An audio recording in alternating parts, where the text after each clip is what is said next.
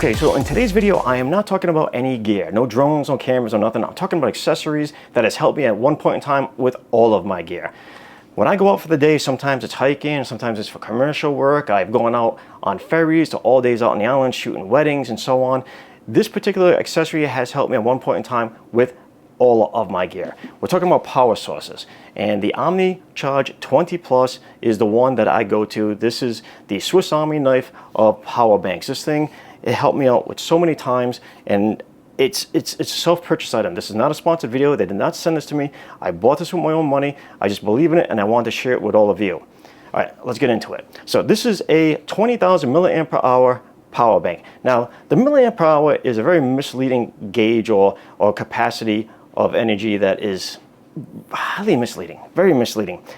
For example, 20,000 milliamp, the Mavic 3 batteries, 5,000 milliamp per hour. You're not going to get 4 charges out of this power bank because the voltage is different.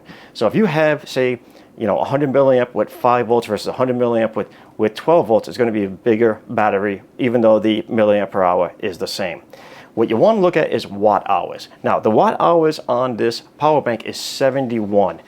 The watt hours on the Mavic 3 battery is 77. So I usually run my batteries down to about 25% is where I feel comfortable. I never run it down low, or I never anticipate to run down low. Sometimes I have, but my goal is always around the 25 to 20%. So I'll get a full recharge out of one of these into one of these. Now, the Air 2S battery is a 36, so I will get about 2 of them out of this, because again, I'm not going to run it down to 0. And the Mini 3 batteries, you're looking at either 18 or 28, so again, I'll get about 3 of them out of there, because we're talking about watt hours. Those watt hours, they calculate, and that's what really gives you the amount of recharges you're going to get out of here as to how many times. So, but the amount of power that this can push out can give you some fast charges, and that's where this thing is the Swiss Army knife of power banks. That's why I love this thing so much.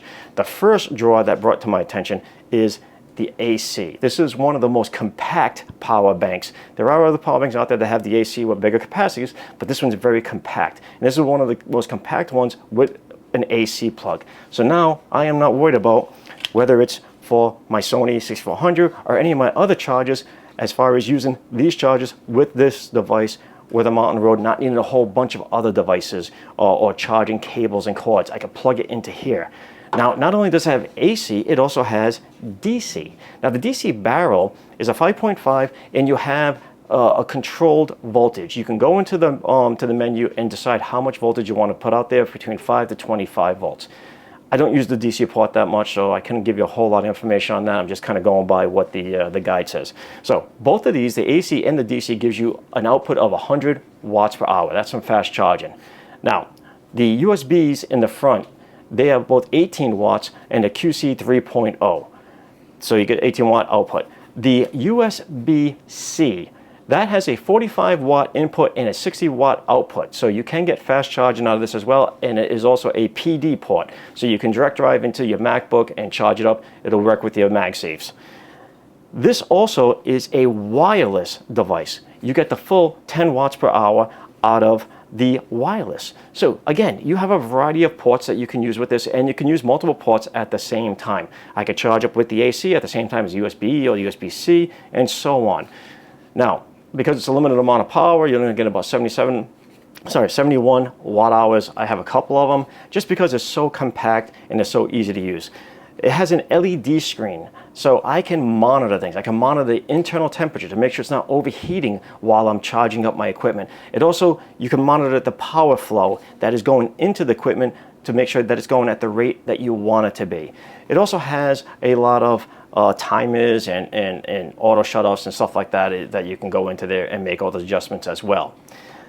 The aesthetics on this is so awesome. This is what really drives me to it as well. Very compact. It's very small. I'd say corner to corner, probably about 5.5 inches or so. It's a little bit over 1 pound in weight, so it's very light. It has this rubbery, matted finish on the outside, so when I throw it inside the bag, if I'm not using it inside of its case, it's I'm not worried about it banging around and causing any damage to any of the equipment or to itself. It's very durable. And it really does the job. It has saved me. Now, I mentioned that some of my commercial work, I go out and I shoot weddings. I do the drone for videography for it. Now, I took the ferry out to Martha's Vineyard. I'm out there all day. I have all my batteries with me, 5 of them for the Mavic 3, 7 of them for the Air 2S. I didn't have my RC Pro totally filled up. Shame on me.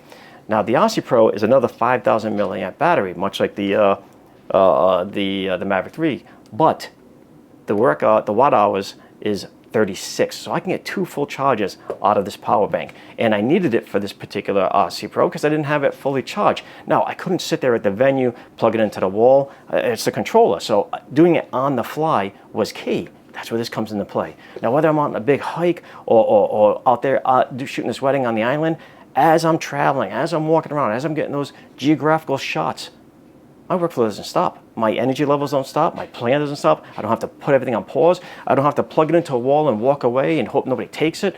I'm not at a standstill because I can do a fast charge right off of this as I'm going. So again, I think this is a piece of equipment that everybody should consider having a really good power bank, and my recommendation is the OmniCharge 20 Plus. It really lives up to a lot of the expectations that I need with the workflow and the cameras and all the gear that I use. So I just want to take a few minutes to share that all with you, and maybe something you might want to consider yourself. Now, it is not cheap. It is a fairly hefty price of $220 or $230, but with that price, it's about the cost of one more battery. Again, I get another full charge of this, but it's not just hampering it to one piece of gear. I can get 2 more batteries out of the Air 2S, 3 out of the Mini 3, GoPros, the Sony a6400. So for the price of 1 more Mavic 3 battery, I can use this power source for a variety of my other gear. It is also a smart device. It has inverters in here. It also has power surge protectors in here. So I'm not worried about accidentally plugging it into a piece of equipment and having too much energy go into it and frying out something. It gives me a security and a safety net, and that I really like as well. So that's it. That's the OmniCharge 20 Plus. I'm going to link everything below because there's so much more descriptive to this and so much more information on it that I'm not doing its full justice. I'm just very enthused about the product and what it can do. So that's it. If you want to discuss anything that I went over or anything you feel like I missed, hit me up in the comment section. Let's have a great conversation. If you enjoyed the video, give me the old thumbs up. And if you want to see more, subscribe. I'll catch you next time. Later.